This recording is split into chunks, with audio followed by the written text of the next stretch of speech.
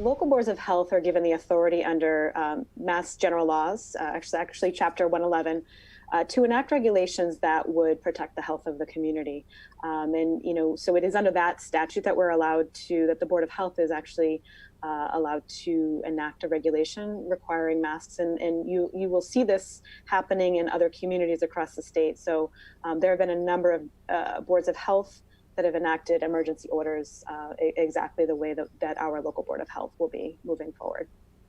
And then as far as masks in cars, I'm going to let Julie respond to that, but I do want to say that I think it's not something that we're necessarily recommending unless there are workers that are engaged in delivery, or if there are two or more people in a vehicle that are non-related. So if it's a parent driving with the child, I don't think it's necessary personally to include that. So that will be something, maybe that's part of what the board looks at as an exception. Julie, do you want to speak further to the masks in vehicles?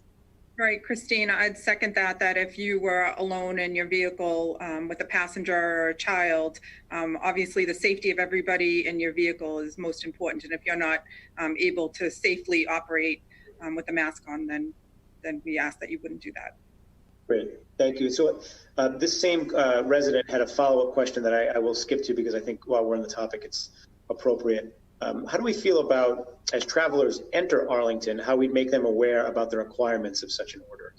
And I'll take the first crack at that, and then perhaps, Julie, you can follow up. But I think our primary means of doing that would be putting what we call the variable message boards, those large electronic signboards, at probably our border of Cambridge and Lexington line.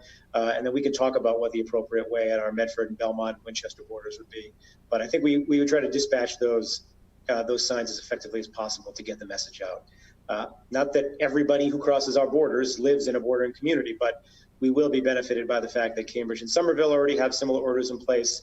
Medford has a similar order, as does Belmont. I'm not sure where Lexington and Winchester stand on the matter right now, but we are sort of living in a pocket where most of our surrounding communities have a similar order in place, which would ease adoption, in my opinion.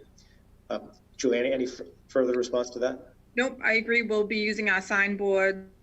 We'll do the best we can to get our message out, and we'll obviously be educating people who come into town who have any questions.